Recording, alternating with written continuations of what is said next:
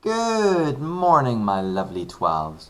Right, buddies, here we go on our next lesson in the amazing mechanics unit, in the dynamics section, because we're still dealing with forces and so on like that. And today's title is Connected Particles and Newton's Third Law. Now, we already talked a fair amount about Newton. He is like the cool guy who's really developed a huge amount of the physics, of the mechanics that we're dealing with in our course. So this one's Newton's third law that we're going to be dealing with today. His second law was the one that linked mass with acceleration, so force is F equals ma. That was his second law, and his first law is actually the one where, well, it's the one where why seatbelts work. Like, I don't think you really need to know that for this course, but it's the one why seatbelts work, that an object in motion wants to stay in motion. That's first law. That's why when you hit the brakes in your car, and that's why you want your seatbelt on, because if you hit the brakes in the car too quick, you'll end up into the windscreen, whereas if you're wearing a seatbelt, you slow down with the car. So yeah, that's first law. Second law is F equals ma, and third law is the content that we're doing today. Now, here we go. It's pretty much we're going to be doing it in the context of harder kind of dynamics questions. That's all we're going to use it for. And here's what Newton's third law says. It says, if an object A exerts a force on object B, then object B exerts a force on object A that is equal in magnitude but opposite in direction.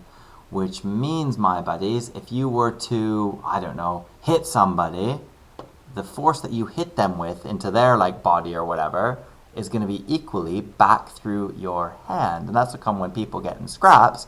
Both people always end up injured every single time pretty much. So don't fight with people, because that's not smart. That's not a good thing to do. But anyway, yeah, that's kind of the way it goes. Now, more simply though, it's this. Every action has an equal and opposite reaction. So I'll bet you've actually heard that before, because people, the general public and stuff, is just kind of aware of it, and people say this kind of as a thing. Every action has an equal and opposite reaction. That's how you simplify Newton's third law. So I'm going to show you how it's actually used in real life. Then we're going to do it in our mechanics, in our actually solving of questions. So I picked all these pictures quite specifically. That's just Newton, and that's him doing the variety of things that he discovered for physics, so you can ignore that. But see this rocket ship going up? Well, the way that this rocket is working, my lovelies, is like this. What it does is it shoots out exhaust and fuel and fire, like it's doing right there in the picture. It's shooting all of this stuff out of the bottom of the rocket. So the rocket pushes at incredible speeds this exhaust and this fire and this propellant out underneath it, okay? It shoots it out at tremendous speed. That's the action force. And then the reaction to that is the fire and stuff pushes the rocket up. So it pushes fire out, pushes the rocket up. I'm not sure if you've ever seen this in real life or anything like that, but here's a kid being ridiculous in an office chair shooting a fire extinguisher. Same exact thing as the rocket. The kid is on the office chair, but what he does is when he releases the gases and the whatever else is in a fire extinguisher out, what happens is he releases the gas out, and the gas shoots outward, which pushes the extinguisher backward, which him on the office chair will be able to be pushed backwards too. This picture here that I have of a guy jumping off of a boat. I've fallen in the water when I've jumped off a boat before, and the reason why that happens is, watch this. He's putting his foot there on the boat, and he's going to leap forward. Now, if the boat was stationary, that would be fine, but actually, when he pushes back on the boat moves, so he doesn't get as much forward momentum as he wants, because some of the force, the action force of him jumping forward, actually gets transferred into the boat and pushes the boat backwards. Cool beans. Picture of somebody in space. Now, when the people are in space, I think this is a picture from Gravity, not an actual space picture, but in the movie Gravity. But actually, it's a good movie, and if you see how they move about in there, it's actually how they do it in space. They shoot little bursts of air out of their space suits. They just go tss, tss, tss, and that's how they maneuver themselves in space. So yeah, there's third law as well. They push out they shoot some air out in the opposite direction to which they want to move. And in the last picture here, you've got this woman here with a shotgun And she shot the shotgun forward, but it's a great big heavy like gun. It's like shooting out with a huge amount of force. It's a shotgun after all. And she's tried to like take the recoil, but it's actually pushed her back so hard that she is going to end up falling over. So again, the bullet got fired out of the gun with a tremendous amount of force, and that's the action force. And the reaction force is then pushing the gun back into her, which might well make her fall over. So happy days, Newton's third law. It is really cool. You'll learn about it in physics, I think, a lot if you end up taking physics too. Cool. So here we go for our first actual question that we're going to do together. It's going to be this guy here, a third law question or a connected particles question. And it says this. It says a truck of mass 1,200 kilograms pulls a trailer of mass 400 kilograms. The air resistance on the truck is 140 newtons, but the air resistance on the trailer is negligible. Now, that's not quite true, but that's not a terrible thing as well. Like, usually, if ever you've seen, like, lorries, you know how, well, this isn't a question about a lorry, but you know when you see lorries and they kind of, the front of the truck kind of tapers on to the like, square trailer thing that they're carrying? Well, they do that, so the wind resistance goes up and over the trailer to limit wind resistance. But anyway, find the force exerted on the tow bar as well as the driving force on the truck when it's accelerating as that, at that speed. Okay, so essentially it wants to know what force is connecting the two particles, okay? You can sometimes call that, usually it's called tension, okay? When something's being pulled, they usually call it a tension, and when something's being pushed, they usually call it a thrust, but it doesn't really matter what the words are too much. Like, I think you get the right answer whether you use the correct words or not, but it's a tension if it's pulled and it's a thrust if it's pushed. So let's see. How do we do it? Well, you'll be delighted to hear it's almost the same as every other question, but we just have to draw two distinct free body diagrams. That's literally it. So here you go, trailer to start with. Cool.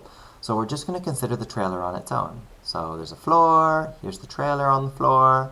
The trailer weighs 400 kilograms. Cool.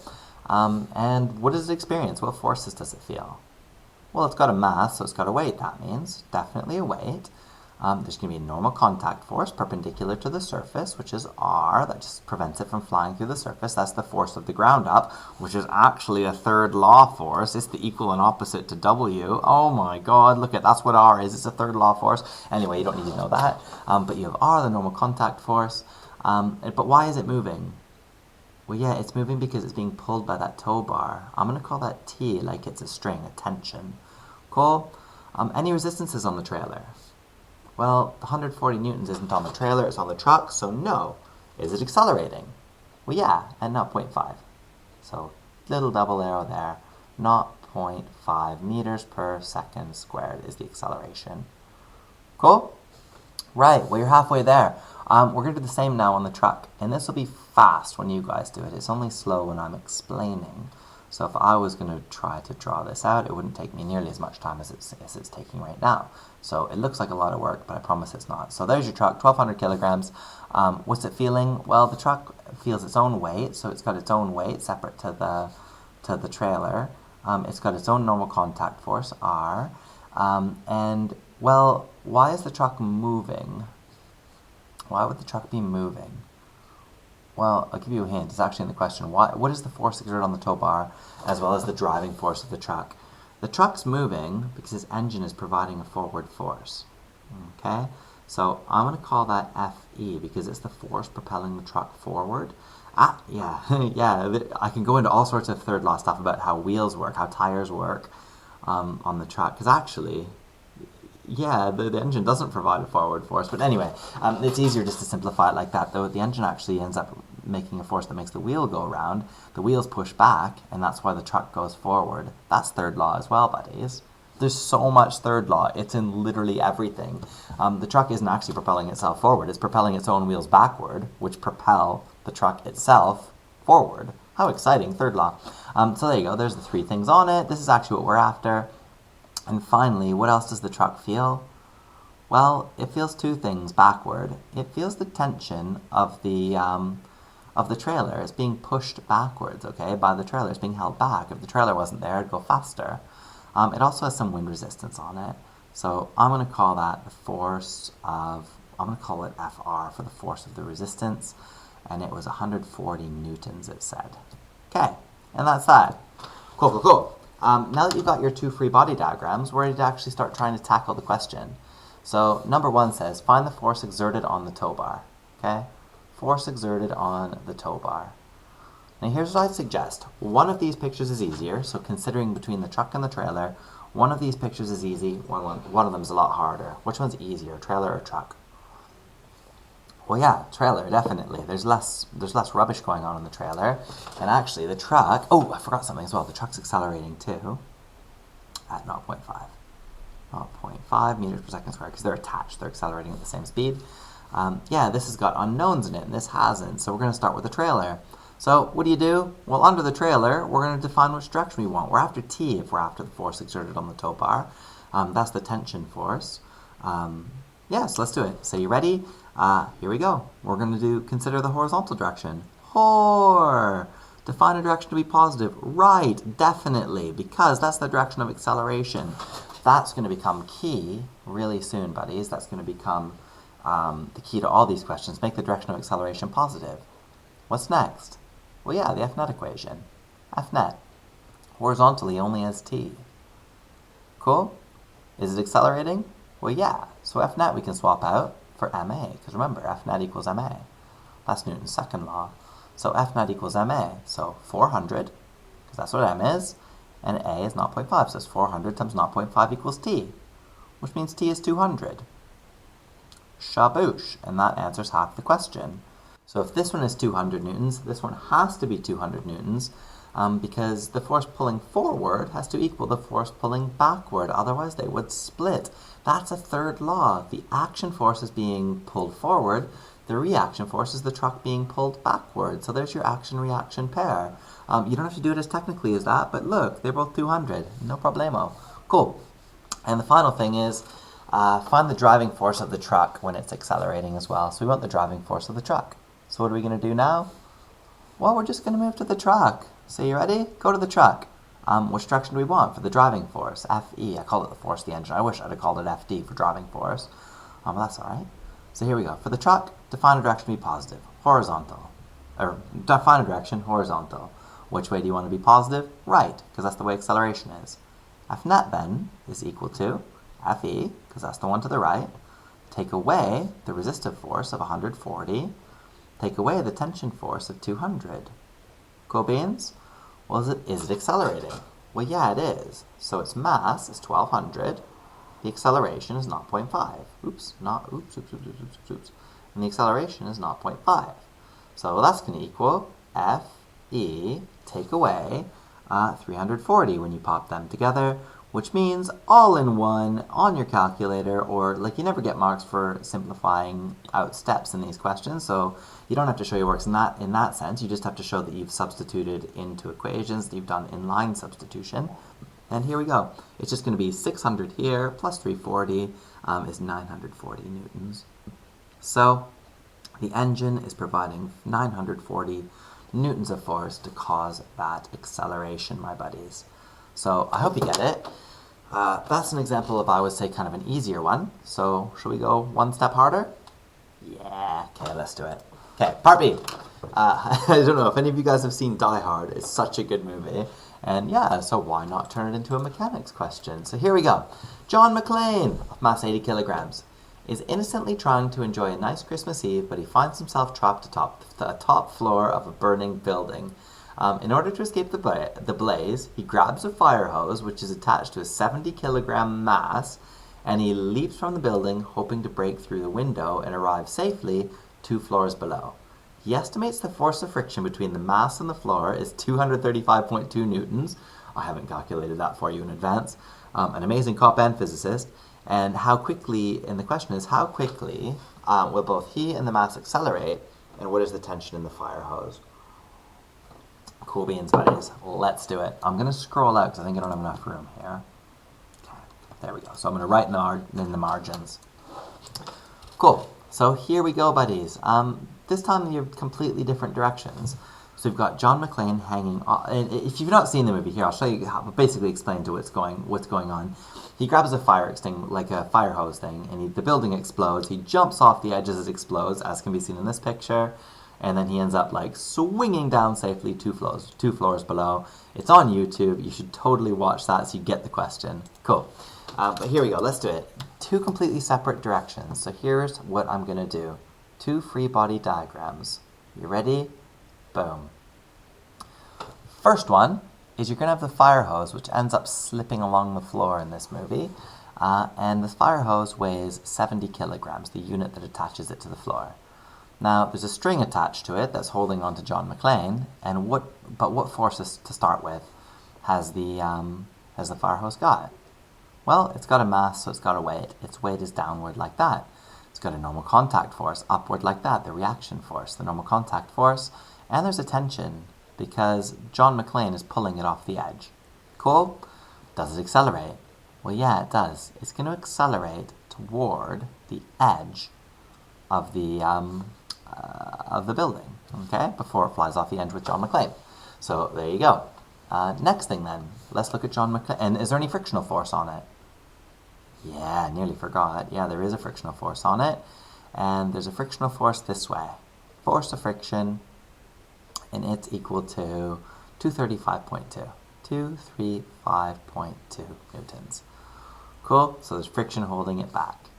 Now John McClane's actually the easier object in this picture because he's just dangling off the edge like this, and he weighs 80 kilograms. Okay, now what force does John McClane feel? Well, he feels his own weight, definitely. So he's got a mass, so he's got a weight down like that. He's not got a normal contact force, though, this time, because he's not on any surface. He's just dangling. So upward, he just feels tension. No wind resistance or anything, which would be negligible in this case anyway, so it's a good assumption to get rid of it. And is there any acceleration? Well, yeah, downward. He's still falling. Downward like that. Acceleration. Happy days. I think that solves it. I think that's all we need for now. So hopefully that's okay. Now, here we go. We're ready to try solving. It says two things. How quickly will both he and the mass accelerate, and what is the tension in the fire hose? Now, this is an example of a hard question, but it's also the most common type of hard question, okay? So they're attached, they're two connected bodies, they're connected by a string, and they're both accelerating at the same rate. Otherwise, the string would either be slack or it would be bunched up. So they'll ask you that in your book. Inelastic means that the string can't stretch, okay? So if a string is elastic, it will stretch like a rubber band, like an elastic band. So inelastic means it can't stretch, which is what we're going to assume here. And what's the other word that they use? Inelastic and, I can't remember. Oh, yeah, and like they might use the word taut, or I can't even remember. There's another word that they use. Elastic means the string can stretch, and taut means that the string is tight throughout. So if the tension went to 0, if the string isn't tight. So we're in neither of those two scenarios. He's pulling it. Okay. So here's how you do it, buddies. You start off with, we'll start with John McClane, okay? So we'll start with McClane. Well, with McClane, all of his motion is vertical, so we're going to go vertical. Vert. Pick a direction to be positive. Down, because that's the way acceleration is. You should always pick the direction of acceleration to be positive in most questions, but certainly in these connected particle questions. So here you go. F net equals, and you guys finish it and get me an expression. Go. Well, yeah, now you've got it. So it's going to be W take T. Now he's accelerating, so it's going to be MA. His M is 80, though, so it's going to be 80 A equals. Weight. Well, you know that weight is equal to mg, actually. Do you remember how weight is equal to mg? That means this is actually 80 times 9.8, take t. Cool. So you're left with 80A equals, I can't quite remember what this is. 80 times 9.8 equals 784, take t. Okay. Now, we're actually scuppered here, buddies, because if you check this out, what we've got here is we have an equation with two unknowns in, so there's an a and a t, which means we can't solve it. you need to have the same number of equations as what you have unknowns in order to solve. So drat, we're completely scuppered. Unless, buddies, we can come up with a second equation, which we totally can. So all we're going to do then is now let's consider the mass, okay? Let's consider the fire hose. Well, here you go. Which direction do we care about in the fire hose? Well, horizontally, because that's where tension and everything that we want is. Horizontally, pick right to be positive. Why right? Yeah, because it's the direction of acceleration. You'd be mad not to pick right. And also, you'd be likely to get questions wrong if you don't pick right. So pick whichever way is the direction of acceleration. So let's do it. Horizontally, F net equals, and it's going to be T, because that's just pulling it that way. Take away the force of friction, which is 235.2. 235.2. Cool. Is the mass accelerating? Well, yeah. So the mass is 70, and acceleration we don't know. 70a equals T, take 235.2. So, oh no, we're stuck again, my buddies, because in equation 1 here, there's 2 unknowns, but in equation 2, there's also 2 unknowns. So what do we do, my buddies? What could you do? That's it! Simultaneous equations is totally the way forward. So, to do simultaneous equations on these, you can either make T the subject of one and pop it into the other. You can make A the subject of one and pop it into the other. Or you can use this amazing trick, which is always going to work. Notice that in this equation, the T is negative. Notice that in this equation, the T is positive. That's because of third law, because they have to be equal, i.e. both T, but opposite, which means one's negative of the other. Now this is always going to work. This is going to be a super sick trick.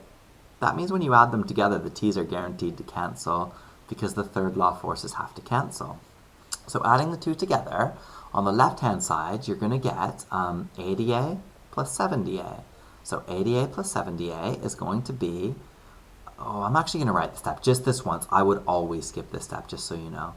80A plus 70A, so that's them two added together, is going to equal 784 take T, that's that one. And we're adding them, so plus T take 235.2. 235.2. Now I would always skip that step, so that's totes skippable.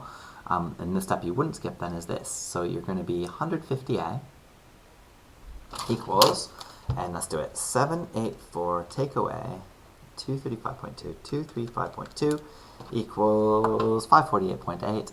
So 548.8 with regards to the numbers, and the minus t and the plus t cancel as they're guaranteed to, which just means, buddies, divided by 150, which just means we've got our acceleration here, 3.66, like a boss. 66 meters per second squared, which is reasonable because the acceleration is less than that of gravity, which it should be, because if something's in free fall, the maximum it can fall at is 9.8 meters per second squared, and it's far less than that because he's being dragged along by a fire hose holding him back. So hooray, the acceleration. Cool. Now for part B of it, you just got the acceleration there. To get the tension though in the fire hose, you just go to whatever equation you want. So pop into whichever one's easier. Which one do you fancy, 1 or 2? Okay, let's do this one. Let's do 2. Just because it's got the t as positive, that's going to make it easier. So you ready? Into 2. 70. Now we know the acceleration now. 3.66 is going to equal t. Take 235.2. All in one, go in the calculator because you don't get steps for algebra workings out. You only get steps for laying out. So 70 times 3.66 equals plus 235.2 equals, I've got 491.4. So 491.4 newtons. Like an absolute beast. I hope that you feel good at these. It's really escalated in difficulty. That's pretty well as hard as they get. We'll go a little bit harder, to be completely honest, but it's a little bit harder than this, but hopefully as a tricky intro, that makes sense to you. Please try these. Page 171, question 1, 2, 3, 6, and 8. Do as many as you can, okay? Because they're largely this type, but you need to make sure that you're able to do them, okay? You have to make sure you're really able to practice, because they get a little bit harder in year 12, and they get considerably harder in year 13. I mean, they're all the same method, same everything. I'm giving you the best method ever, like the fastest, most always working out method ever, but you do need to practice it for when the questions get more complicated. So 171, 1, 2, 3, 6, 8. When you're all done, upload it as a single PDF onto Google Classroom.